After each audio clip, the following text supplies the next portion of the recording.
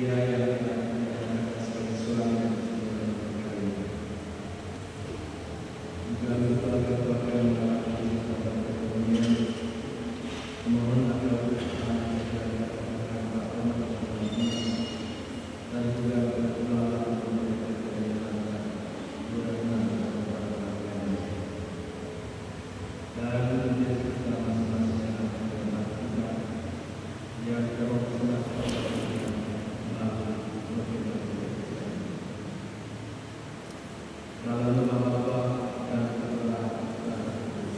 Amin. Dan bersama rohmu,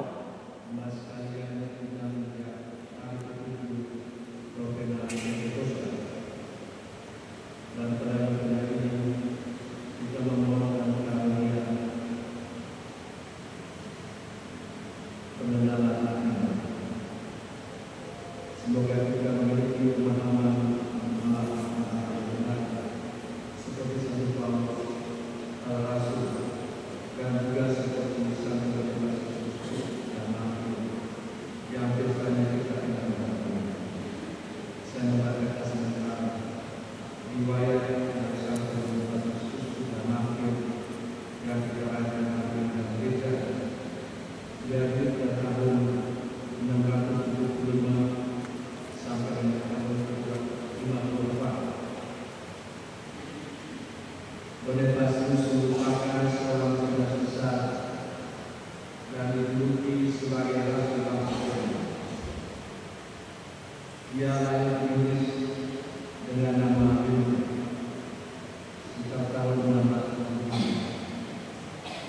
Ketika menjadi dewasa, dia masuk di akademi Ilusi sebagai raja dan imam.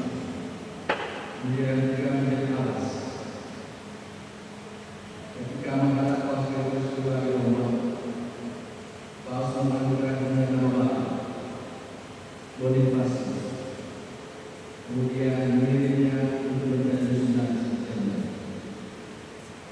Pertama-tama Efesus, kemudian Epimenia, Bavaria, Galatia, dan Frisia.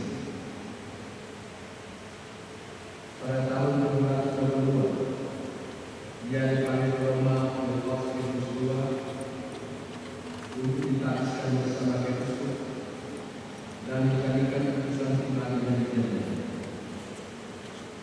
Dia pun kemudian mengundang banyak umat lain dari Inggris sehingga iman Kristiani menjadi sangat berkembang. Pada tahun 222, ketika sedang merayakan Ida Woku, Bonifasius diserang oleh sekelompok perang. Maka ia bersama dengan beberapa teman yang menyertai dan sekitar 50 Kristiani duduk sebagai mata. Jenazah Bonifasius kemudian dimakamkan ke Kedai pusat Katolikan Jerman pada waktu itu. Dan betul-betul tidak lihat pakai saudara-saudara sampai dengan tahun 1944 itu sampai kini sampai dengan sekarang Paus tidak berbeda yakni dari umat manusia yang Kristus. Sudah awal misalnya. Maka kita juga memperhatikan ada sejumlah orang yang mengikuti mengenai Paus yang berbeda terus yang berjumpa dengan itu, terutama dari sebelum menjadi emas yang tidak tersesat karena mereka baru pada 1915 gereja Katolik sudah sejak awal.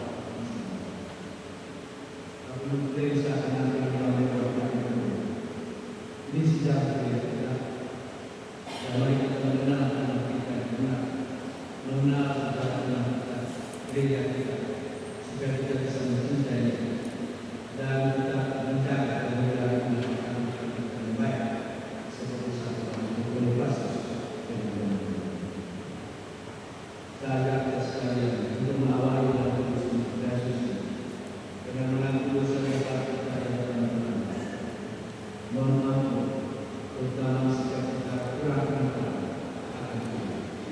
Kurang mencari tahu dan mendalami iman.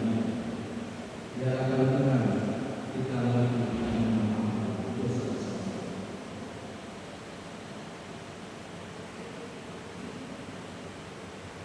Saya kepada Allah yang Maha Kuasa dan kepada saudara sekalian, bahwa saya telah berdosa dengan pikiran dan perkataan, dengan perbuatan dan kelalaian. Saya berdosa, saya sungguh berdosa. Oleh sebab itu saya mohon kepada Santa Perawan Maria, kepada para malaikat dan orang kudus, dan kepada saudara sekalian, supaya mendoakan saya pada Allah Tuhan kita. Semoga Allah yang Maha Kuasa mengasihi kita, mengampuni dosa-dosa kita, dan mengangkat kita ke kehidupan. Amin. Tuhan kasihanilah kami. Tuhan kasihanilah kami. Kristus kasihanilah kami. Tuhan kasihanilah kami. Marilah kita berdoa. Allah Bapa sumber kekuatan, satu motivasi seluruh mereka dengan darah, iman yang menyatakan dari. Semoga perkara kami berpegang pada iman yang sama, mengenal Allah yang benar dan setia mengamalkannya dalam kami. Dengan kami segera mengundangkan yang bersama dengan ibadah bersatu Roh Kudus, hidup dan berkuasa Allah sepanjang segala masa. Amin.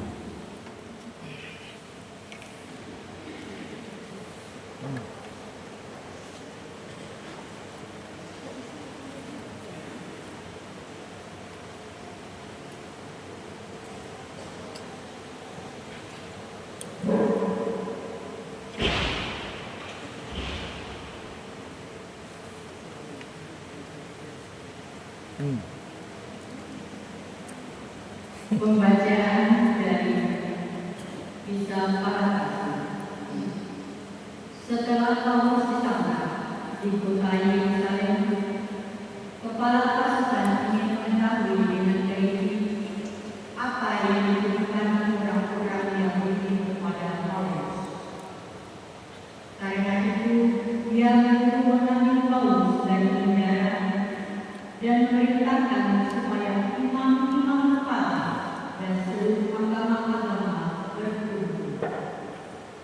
Lalu dia membawa Paulus dari atas dan menghadapkannya kepada mereka.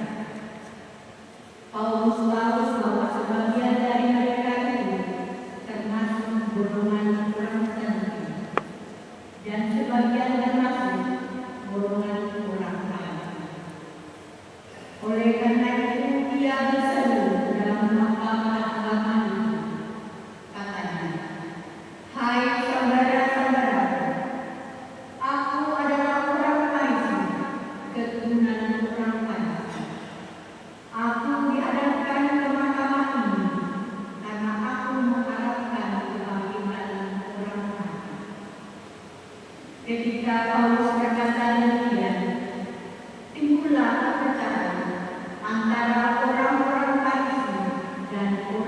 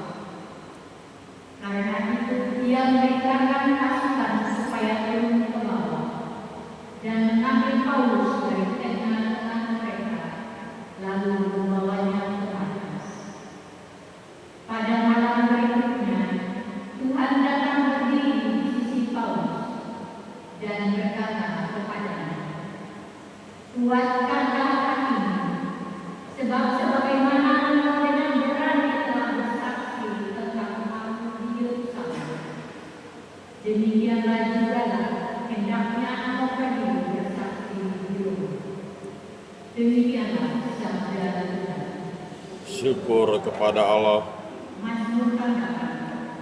Jagalah aku ya Tuhan, sebab padamu aku berdiri. Jagalah aku ya Tuhan, sebab padamulah aku berdiri.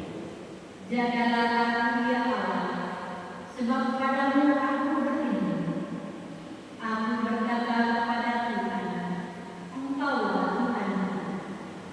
Ya Tuhan, Engkaulah bagian warisan dan dialah. Engkau sendirilah yang menentukan bagian yang diberikan kepadaku. Jagalah aku ya Tuhan, sebab padamulah aku berdiri. Aku memuji Tuhan yang telah memberi nasihat kepadaku. Pada waktu malam aku diajar oleh hati nurani. Aku senantiasa memandang kepada Tuhan, karena Dia berdiri di sebelah kananku. Aku tidak goyah. Jagalah aku ya Tuhan, sebab padamulah aku berdiri. Sebab itu hatiku bersukacita dan jiwaku bersorak-sorai, dan tubuhku akan diam dengan tenang.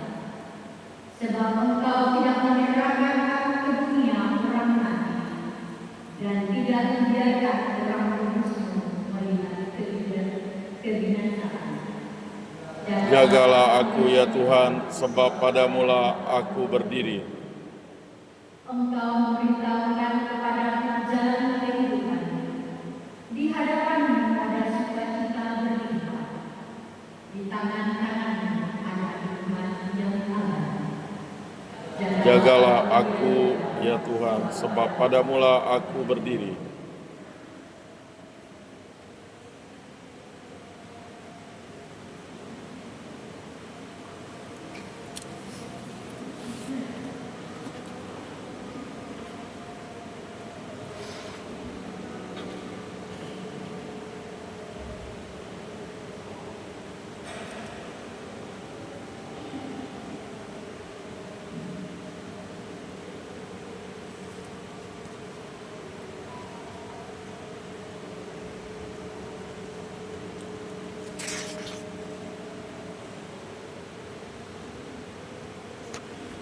Haleluya, haleluya,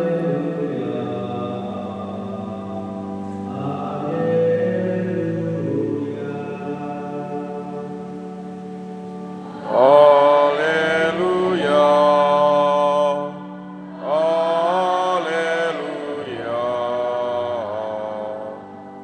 Haleluya, haleluya,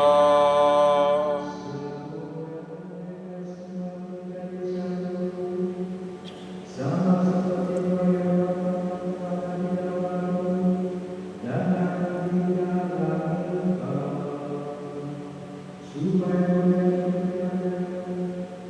bahwa Engkau yang telah mengutus aku. haleluya, haleluya, haleluya. Tuhan bersamamu. Dan bersama rohmu. Inilah Injil suci menurut Yohanes. Dimuliakanlah Tuhan. Dalam perjalanan malam terakhir, Yesus menegakkan terang dan berdoa bagi para pengikutnya.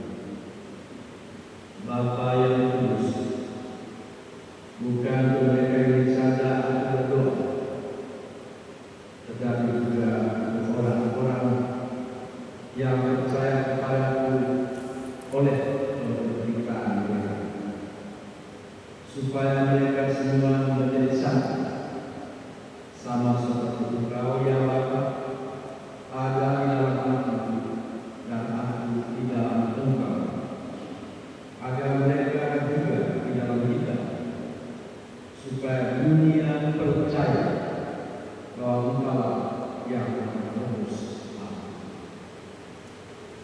Aku telah memberikan kepada mereka kemuliaan yang Engkau berikan kepada kami, supaya mereka menjadi satu, sama seperti kita adalah satu. Aku di dalam mereka dan Engkau di dalam aku, supaya mereka sempurna menjadi satu, agar dunia tahu bahwa Engkau yang mengutus aku dan bahwa Engkau mengasihi mereka sama seperti Engkau mengasihi aku. Ya Bapa, aku mau supaya dimanapun aku berada, mereka juga berada bersama-sama dengan aku, yakni mereka yang telah Engkau berikan kepadaku, agar mereka mengenal kemuliaan-Mu yang telah Engkau berikan kepadaku, sebab Engkau telah mengasihi aku sebelum dunia dijadikan. Ya Bapa yang adil, memang dunia tidak mengenal Engkau, tetapi aku mengenal Engkau, dan mereka kini tahu bahwa Engkaulah yang telah mengutus aku, dan aku telah memberitahukan nama kepada mereka, dan aku akan memberitahukannya, supaya kasih yang Engkau berikan kepadaku ada di dalam mereka, dan aku di dalam mereka. Demikianlah sabda Tuhan. Terpujilah Kristus.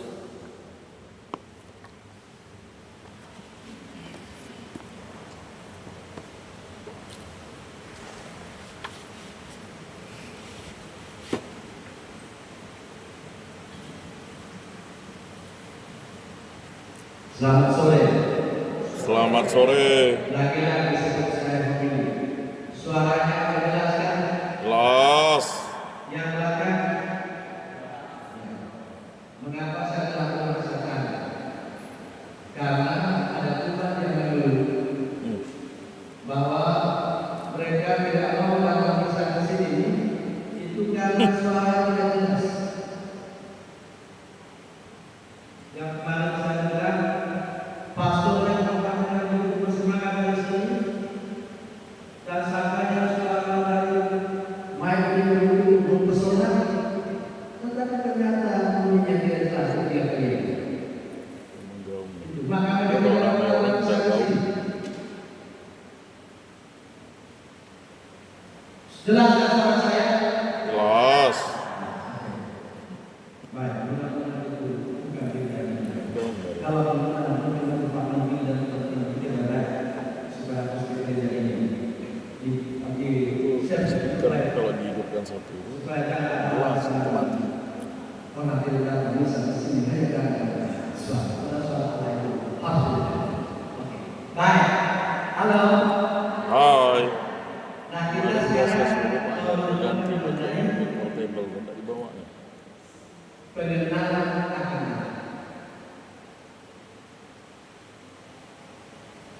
dan kita mohonkan karunia yang kita Tuhan dari kita, tujuannya semua akan dilakukan oleh Tuhan Roh. Maksudnya supaya kita bisa bersaksi, bisa bercerita tentang Allah yang benar, Allah yang kita imani, berangkat dari pengalaman iman kita. Seperti apa Allah dan bagaimana supaya kita bisa mengenal Allah yang benar, lalu melakukannya bercerita, kami ceritakan tentang Allah secara benar. Bagaimana kita menceritakan kepada kita benar yang benar. Oleh karena itu kita mohon karya Roh supaya ada roh dalam agama itu diberikan kepada kita.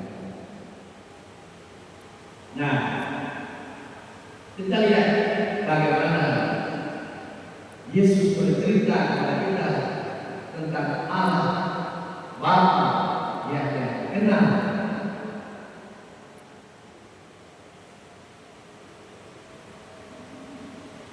bahwa Allah yang dia kenal karena dia berasal dari Allah, sebelum dunia diciptakan dia bersama dengan Allah. Jadi Allah itu seperti apa dia tahu. Kalau saya tidak bercerita tentang Allah kepada kamu, aku berbohong. Atau kalau kata lain, aku tidak benar. Jadi Bapa mengutus dia kepada kita supaya kita bisa mengenal Allah, mengenal Allah secara benar.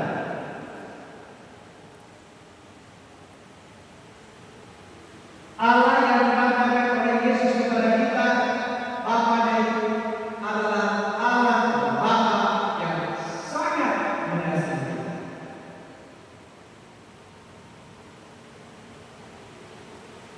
Dan bukan hanya kita yang sangat kasihnya, tapi Yesus sebagai anak yang kasih. Karena Allah itu sangat mengasihi Yesus dan Allah itu juga mengasihi kita. Dan itulah Allah kita.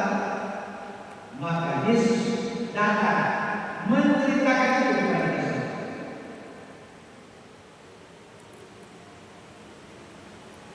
Maka kalau Bapak dan Ibu dan teman-teman baca di Yohanes bab 3 ayat 16. Begini kata Bapak.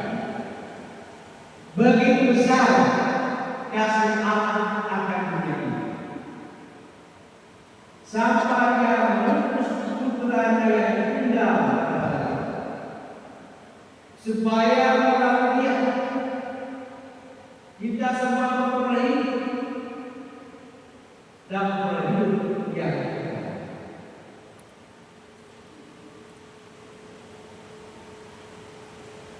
Jadi Yesus diutus Allah kepada kita sebagai ungkapan bahwa Allah itu mengasihi dan mencintai. Dengan kata lain bahwa Yesus diutus karena Allah mencintai kita, maka Dia mengutus putranya kepada kita. Dia mengutus putranya supaya kita semua memperoleh hidup, memperoleh hidup yang kekal, supaya melalui Dia semua orang yang percaya akan berhidup. Itu artinya seperti Bapak tadi katakan, kalau kamu percaya kepada saya, kamu akan berhidup kekal. Karena Bapa yang mengutus aku adalah Bapa yang menghendaki agar semua orang memperoleh hidup yang kekal. Itulah yang Yesus kenalkan kepada kita, Allah yang itu, bahwa Allah mengasihi kita. Maka jangan sampai orang lagi Allah itu dalam masalah. Waktu yang mengalami kesulitan, bila Allah itu tidak masalah, Allah itu tidak ada. Kalau akan bahasa kita, kita perlu mengenal Allah. Sebab Allah yang mengatakan Yesus adalah Allah yang mengasihi setiap orang tanpa kecuali. Itu makanya orang yang Yesus percaya kepada Yesus diajarkan harus mencintai semua orang, orang siapapun itu, suku apa, agama apa, dari mana dia, orang Katolik harus mencintai orang-orang itu, semua orang. Itu adalah Yesus. Mengapa? Karena Allah mengasihi kita. Kita semua. Lalu mereka tetapi mereka tidak mengasihi kita. Mereka sedang bersedih orang-orang kita, hina-hina kita, benci kita. Maka katanya ada di tempat lain, sejak anak SD dia akan membenci orang lain. Tidak boleh bergaul dengan orang lain. Kan yang itu mereka. Itu mereka. Tetapi kita lain yang mengatakan Yesus menjadi Yesus. Yesus mengatakan kita untuk mencintai semua orang. Itu ya, jelas. Jelas. Karena kita itu Allah yang mencintai semua orang. Gitu. Perhatikan anak-anak ya, dan orang tua. Jangan pernah kamu mengatakan aku muncul. Tidak boleh. Dia itu diciptakan dalam hadis cinta. Masa kau tidak mencintai orang yang mencintai? Tidak boleh. Dan ternyata Yesus itu tidak saja mengajarkan Allah itu Allah yang kasih kepada kita, hanya sekedar ada. Dia tunjukkan secara nyata di dalam perbuatan dan tindakannya bahwa Allah itu benar-benar mengasihi kita. Dari Allah mencintai itu bukan Allah yang sekedar teori atau ngomong-ngomong, bahasa ngomong-ngomong, tetapi Allah yang benar-benar mencintai. Toilet dong. Yang pertama-tama bahwa Allah benar-benar mencintai kita, yaitu yang mengutus Yesus ketika kita. Mengapa Yesus ada ketika kita? Karena Allah yang mengutus dia adalah Allah yang mencintai. Maka dia datang untuk menunjukkan bahwa Allah yang kita imani, Allah yang mencintai itu, dia juga tidak datang membantu Allah kepada kami. Maka barang siapa melihat aku, sama dengan melihat dia yang menjadi aku, yang percaya kepada aku, sama percaya kepada dia yang menjadi aku. Aku di dalam Bapa dan Bapa ada di dalam aku. Aku dan Bapa dan Bapa dalam aku. Kamu dalam aku, maka kamu pun di dalam aku. Benar saja. Itulah status kita sekarang. Yesus anak Allah, gara-gara Yesus anak kita semua yang percaya kepadanya menjadi anak Allah. Kemarin saya ngomong bahwa status kita itu status orang surga. Hanya kaki dan kepala yang masih kita begini. Tunggu hari malam. Itu dia. Tapi ngomong. Jelas ya soalnya? Jelas. Jelas ya? Jelas. Yang kedua, Yesus tunjukkan secara benar ternyata memang Allah itu mencintai kita. Maka waktu ada orang datang merasa aku maka Petrus ingat itu. Lalu apa yang menjadi sejarah orang datang kepada Yesus, orang dusta datang kepada Yesus, orang bisu datang kepada Yesus, orang buta datang kepada Yesus. Lalu ada orang tua yang anaknya sakit mati datang kepada Yesus. Yesus menyembuhkan mereka semua.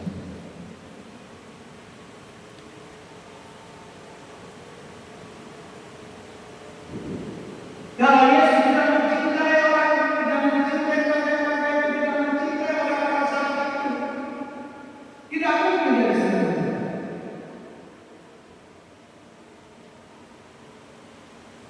Tetapi karena dia mencintai manusia, karena Bapa yang mengutus dia adalah Bapa yang mencintai, maka dia tunjukkan kita Bapa itu kepada orang-orang yang memberikan kesembuhan, yang memberikan bisa melihat, yang memberikan bisa mendengar, yang memberikan bisa berbicara, yang memberikan akan sembuh.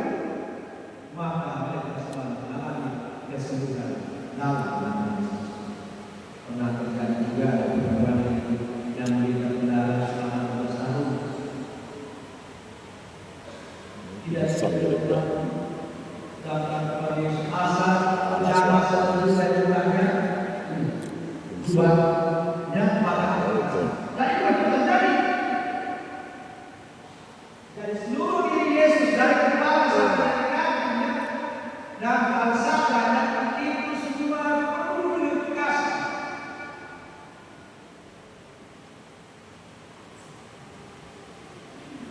Maka terjadilah mujizat-mujizat.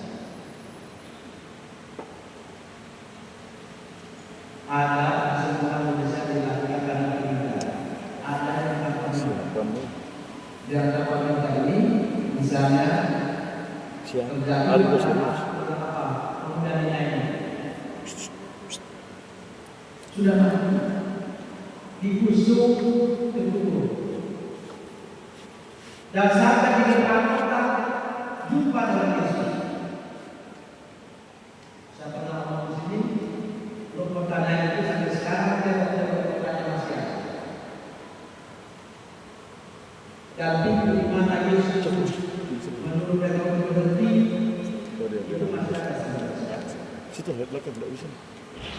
Kami yang orang banyak memiliki kesembuhannya, apa supaya Yesus berbelas kasih kepada orang itu. Panas banget. Lalu akhirnya terjadi mujizat itu terjadi.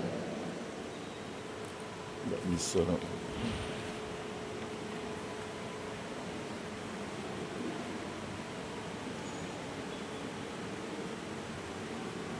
Oke, kita jadi sebenarnya itu Yesus dia kasih namanya. Berarti mamanya itu orang baik. Karena dia anaknya mamanya. Kalau dia berbaik tidak mungkin di depan orang yang memberkai dia untuk anak itu. Hampir semua orang kota itu menyebutkan dia itu menangkap anak itu. Dan kalau kita terbaik saudara yang lain. Dan di gereja sehingga semua orang tahu. Tapi ketika dia susah, semua orang tahu susah. Yesus dia, wow, betapa darah ini luar biasa. Jadi semua orang mengangkat kasihan, walaupun dia itu bukan siapa. Yang kamu jumpai di depan kota ini bukanlah orang biasa-biasa. Dia adalah seorang yang sangat biasa dengan agama. Maka begitu berjumpa dengan Yesus, hai teman-teman, bang, ini bukan dalam itu. Jadi kasih Allah, kasih Yesus menunjukkan kepada kita sampai orang mati pun bisa mati. Dan kadang-kadang sampai kepada kita, kalau kamu mau supaya dirimu atau keluarga yang sudah mati bisa bangkit hidup kembali. Satu-satunya Bapak Yesus. Sebab hanya Yesus yang bisa mengatakan tidak ada yang lain. Dan setelah itu bukan itu saja, hidup yang dekat kepada kita semua. Maka lagi-lagi kenal Allah, kenal Yesus, cintai Allah, cintai Yesus. Jangan lepas.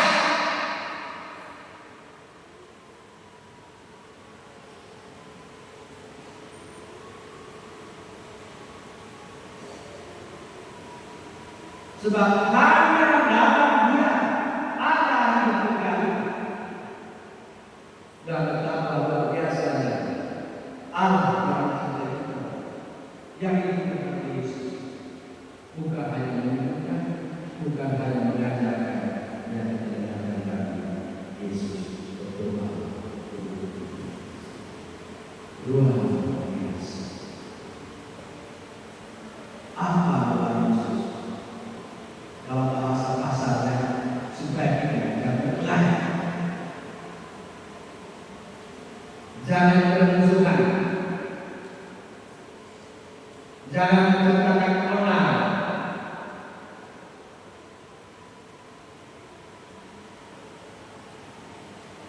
maka dia berdoa supaya kita menjadi satu, pikiran kita satu, hati kita satu. Dan kalau pikiran kita satu, maka ada sejahtera yang terjadi.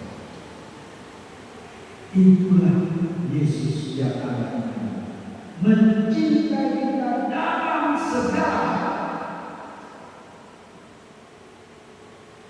dan mengajar kita apa yang kita lakukan. Dan yang menunjukkan kita apapun yang doakan. Mendoakan orang itu karena kesejahteraan atau tidak. Dan oleh itu soalnya kalau aku itu dahulu orang saja, seorang sembuh dan sakit, seorang berbulan selamat, anak-anak yang sesuatu baik, para guru dan damai, minggu doa yang indah. Tapi Masuk angin dah. ini Dah diganti. pasti halo. Hai. Hai. Tidak bisa panas. Kalau di situ sudah mengenal Yesus, betapa besar kita Yesus akan diberikan sampai pengindian kita. Lalu orang berpikir, tapi pilih Yesus menjadi mereka. Cintanya kepada Yesus itu dalam kebenaran akan Banyak bertompok minyak tu. maka ketika dia akan diwakili, dia tidak akan lagi bercerita tentang Allah dan tentang Yesus. Saudara-saudara, aku yang melakukan ini, aku itu orang percaya kepada kebangkitan Allah. Aku yang melakukan orang beriman kepada Allah, seperti yang kau imani. Dan luar biasa cara Allah pengertian dan bagaimana supaya musuh-musuh kita menulangnya hari ini mau memahami maksudnya kelompok besar, kelompok Saduki dan kelompok Farisi. Dua kelompok ini Bapak Ibu Saudara dari para kitab suci Saduki dan Farisi. Dua-duanya ahli taurat, orang percaya kepada Yesus apapun Tuhan, kuat dalam Taurat. Tetapi Saduki itu maupun kuat Taurat tidak percaya ada ibadah. Sedangkan kelompok yang disebut Farisi dan yang kedua tadi, kelompok yang ahli Taurat yang percaya ada ibadah adalah malaikat dan roh. Dua kelompok ini, kalau dua kelompok ini dari bersatu, maka bagus bagi dia ini, pasti diraja. Tetapi kelompok yang masuk kepada Paulus, ini kelompok orang yang sebenarnya. Maka kau katakan satu pelajaran yang membuat mereka orang sehingga tidak jadi menjadi. Nanti tidak dibicara tentang kebangkitan. Satu tidak percaya kebangkitan, orang Farisi percaya kebangkitan. Satu tidak percaya malaikat dan roh, orang Farisi percaya kepada malaikat dan roh dan mengatakan itu benar. Kalau hanya di situ, maka Allah harus apa? Nah, tadi Bapak Ibu Saudara, bagaimana cara berkenalan orang yang tidak sudah yaitu cara pertama kita mengenal Allah kita benar, mengajarkan tentang Allah yang kita benar, dan pertama Allah yang kita benar itu apa? Yang mengasihi dan mencintai. Saya akhiri ini yang mampu saya sebutkan. Dulu mau berapa? Alwa ini moni. Ada gereja Oh, bisa. ibadah. Lebih sakit. Hah? Itu Jawa Yang belakang. tidak jauh dari tempat tinggal saya. Sekarang diganti sama sih. Diganti Apa di perbedaan? dalam. Selama beberapa hari setelah mengatakan gereja, Nyari-nyari di WC ini. tidak ada angin, tidak ada apa. Tiba-tiba muncul banjir bandang. Dicari dapat. Takut pingsan. Muncul banjir bandang menimpa semua seluruh kami. Sekarang. Dan ternyata orang-orang itu yang membakar gereja itu. Ini ceritanya apa? Mengapa terjadi setelah mereka mengalami apa di mana-mana? Orang yang datang pertama menolong mereka adalah orang Katolik dan gereja yang bakar itu. Coba. Apa yang Sengaja. Sengaja. mereka tidur? Bukan mereka yang menolong gereja itu mereka yang Kapan nanti menolong. ceramah nih orang? Mungkin saya kita membakar gereja-gereja, tapi mereka yang akan menolong dan menolong kita. Sampai ada yang mengatakan, mana kita pujikan dia? Loh seperti itu. Dan sebab itu mereka yang merasa bagus. Ini besar. Tuh, Banyak. tidak apa. Jadi artinya bagaimana orang-orang seperti bahwa kita itu mencintai orang yang mencintai. Itu. Kasihilah musuh-musuh dan berdoalah bagi mereka yang kami ayatkan. Kalau kamu balas kejahatan dan kejahatan, balas kejahatan dengan kejahatan. Aku kasih. Itu. Dan itu hanya mungkin kita disalurkan. Mengenal Allah kita benar, mengenal Yesus yang kita benar, dan mengenal ya, kita bisa menjadi saksi Kristus, saksi kepada Tuhan kepada semua orang, termasuk kepada orang yang benci musuh. Selama Roh Kudus karunia dalam Allah diberikan kepada kita, sehingga dan saksi Allah kita benar, Allah kita mata dalam kita kepada setiap orang yang kita jumpai. Amin. Akan Allah, Bapa yang Maha Kuasa, pencipta langit dan bumi, dan akan Yesus Kristus, putranya yang tunggal Tuhan kita, yang dikandung dari Roh Kudus, dilahirkan oleh perawan Maria, yang menderita sengsara dalam pemerintahan Pontius Pilatus, disalibkan, wafat dan dimakamkan, yang turun ke tempat penantian, pada hari ketiga bangkit dari antara orang mati, yang naik ke surga, duduk di sebelah kanan Allah Bapa yang Maha Kuasa. Dari situ ia akan datang mengadili orang hidup dan mati. Aku percayakan Roh Kudus, Gereja Katolik yang kudus, persekutuan para kudus, pengampunan dosa, kebangkitan badan, kehidupan kekal. Amin.